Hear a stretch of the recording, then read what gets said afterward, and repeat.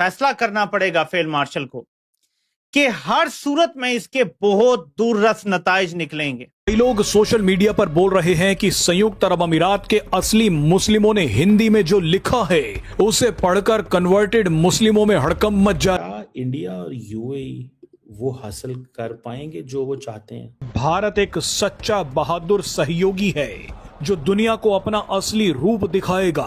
भारत एक मजबूत देश है जिससे सभी इस्लामी जिहादी आतंकवादी डरते हैं।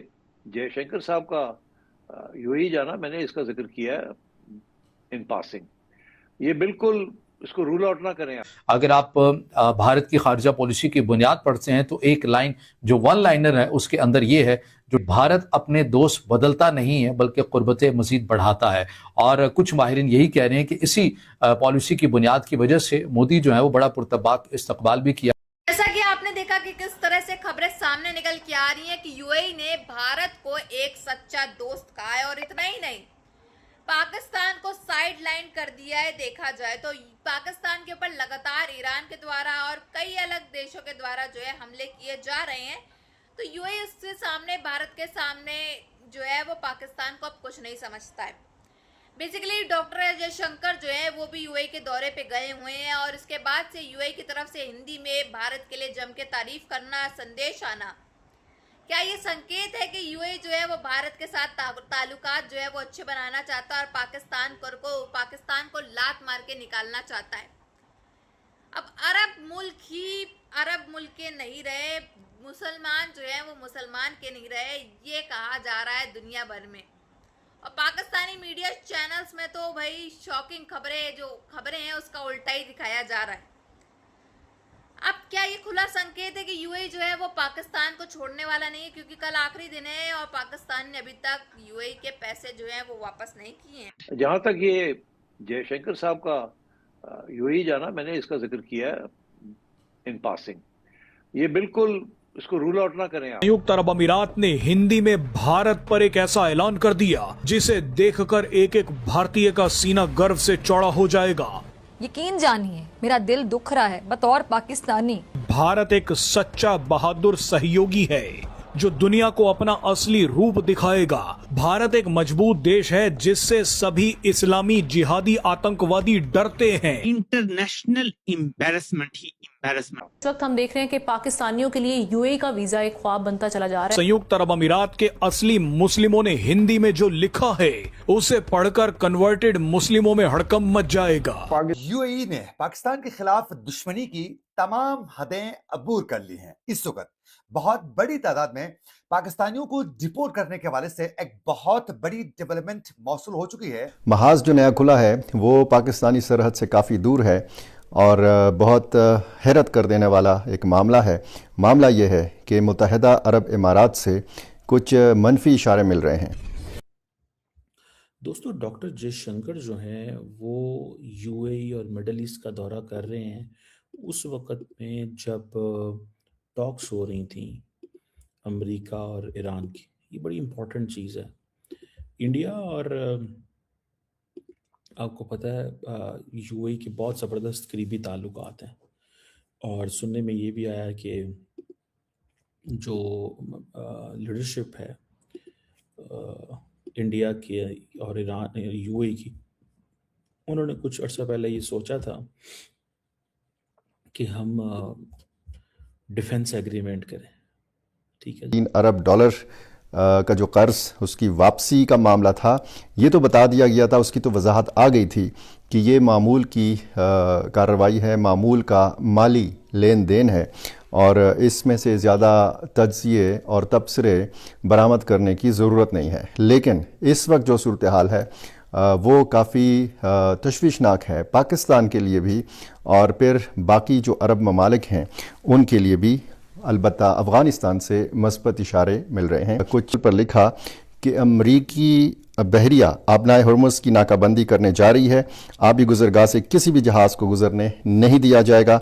अच्छा, सूरत हाल जो इस वक्त नज़र आ रही है। एक तो $3.5 अरब मुत्तहिदा अरब इमारात ने मांग लिए थे और इसी एक महीने के अंदर पाकिस्तान ने इंतज़ाम किया है कि ये सारे पैसे वापस कर दिए जाएं। दूसरी तरफ पाकिस्तान के लिए सऊदी अरब की तरफ से और कतर की तरफ से ये खुशखबरी थी कि $5 अरब जो है ये उसके अकाउंट में जमा कर लिया जाएंगे। अब ताल्लुकात ख़राब हैं तो हम कुछ कर नहीं सकते। उसकी वजह यह है कि पाकिस्तान ने अपने आप को सऊदी इक्वेशन में डाल लिया। ये याद रखिएगा। पाकिस्तान ने कोशिश बहुत की है कि यूएई को इस चीज़ का एहसास दिलाया जाए कि ये आप ना करें, हमारे और आपके ताल्लुकात जो हैं वो बड़े अहम हैं, इनको ख़राब नहीं करते। लेकिन यूएई समहाउ रियलाइज्ड कि नहीं, उनकी जो भी एक अप्रोच है। आपको याद होगा कि इंडिया बहुत ज़्यादा एक्स्ट्राऑर्डिनरी अप्रोच कर रहा था अरब दुनिया का। अब ये कहा जा रहा है कि जिस तरीके से पाक सऊदी दिफाई मुआहदा है उसी तरीके से हिंदुस्तान और मुत्तहिदा अरब इमारात का दिफाई मुआहदा सामने आ सकता है। इसी किस्म का दिफाई मुआहदा मुत्तहिदा अरब इमारात और इसराइल के बीच में भी होने के इम्कानात ज़ाहिर किए जाने लगे हैं। ये एक बड़ी डेवलपमेंट है, ये एक बहुत बड़ी तब्दीली है। वो दोस्त मुल्क मुत्तहिदा अरब इमारात कि जिसके हवाले से ये कहा जाता था कि जी ये हो नहीं सकता कि पाकिस्तान और मुत्तहिदा अरब इमारात मुबस्सिरीन जो हैं इनको इस्लामाबाद में मदऊ किया गया था। ये एक ऐसी तब्दीली है कि जिससे ज़ाहिर है कि ये ज़ाहिर होता है कि हालात कुछ ठीक नहीं जा रहे। अगर ये मुज़ाकरात पाकिस्तान के गले पड़ गए हैं और इस हवाले से गले पड़ गए हैं कि कुछ अरब ममालिक पाकिस्तान से नाराज़ हैं। साथियों, आज ज्यूनी के समुंदर में, बलूचिस्तान का जो समुंदर है उसके ज्यूनी के इलाके में एक ड्यूटी पर गश्त करने वाली मोटर बोट जो होती है कि हमसे लें मैन पावर, हमें दें अपनी एनर्जी, हमारे साथ करें कारोबार, हमें समझे नया चाइना, हमें यहाँ पे इन्वेस्ट करें। This is what they were saying. समझ रहे हैं बात को? That's a very significant point. मैं आपको बात बताऊँ, ये बहुत सिग्निफिकेंट पॉइंट। कहीं ना कहीं पे दिस इज कंसिडर्ड कि ये जो है वो मारे गए हैं। उनके मैं नाम भी आपके लिए लेकर आया हूं। नायक अफजल, सिपाही जमील और सिपाही उमर, ये 3 जो कोस्ट गार्ड हैं ये हलाक हुए हैं। बीएलए ने हमला किया है ग्वादर के इलाके ज्यूनी समुंदर में। पाकिस्तानी फोर्सेस की जो बोट थी उस पर हमला हुआ है। 3 पाकिस्तानी कोस्ट गार्ड उसमें मारे गए। दोस्तों, ये पहला मौका है कि बलूचिस्तान के जैसा कि आपने देखा किस तरह से खबरें सामने निकल के आ रही हैं कि लगातार यूएई जो है वो पाकिस्तान को धमकी दर धमकी देता चला जा रहा है। और इतना ही नहीं, सऊदी अरब को पैसे देने थे, यूएई को पैसे देने थे पाकिस्तान को, और कल आखिरी दिन है उसका। तो सऊदी अरब से एक तरह से डील कर ली कि अपने पाकिस्तानी फौजी भेज दिए ताकि $3 बिलियन जितने भी जो सऊदी अरब को देने थे उसका हिसाब जो है वो चुक गया। और सऊदी अरब के सामने जो है वो अपने आप को ये बनने भी लगे कि हम तो ईरान से बचाने के लिए अपने पाक फौजी जो है वो आपको भेज रहे हैं। लेकिन असल मुद्दा यही है कि ये पैसे इनके पास है नहीं, पैसे ये दे नहीं सकते, तो इन्होंने अपनी पाक फौज जो है वो भेज दी इनके पास। और यूएई जो है, यूएई के अंदर ये ऐसा कुछ कर नहीं पा रहे क्योंकि आधी फौज तो यहाँ भेज दी। और पाकिस्तान में भी हाई सिक्योरिटी है क्योंकि पाकिस्तान में भी हालात खराब है। हर तरफ से तो इन्होंने अपने पैर पे कुल्हाड़ी मार के रखी है, हर जगह से तो बजाए जा रहे हैं। तो यूएई के अंदर इस समय डॉक्टर एस जयशंकर का दौरा देख करके भी पाकिस्तानियों को काफी बड़ा सदमा लग गया है कि कैसे यूएई जो है वो भारत के जम के तारीफ कर रहा है, वो भी हिंदी में। ये देख करके पाकिस्तानियों को काफी ज्यादा चुल और मिर्ची तो लगी गई है कि कैसे यूएई और भारत के ताल्लुकात एक दिन के बाद से इतने बढ़ते चले जा रहे हैं और पाकिस्तान को यूएई जो है वो लात मारता चला जा रहा है। इसी वजह से पाकिस्तान भी जो है वो बौखलाया हुआ है क्योंकि उसको मिर्ची लगी है कि यूएई क्यों भारत के साथ ताल्लुकात बढ़ा रहा है।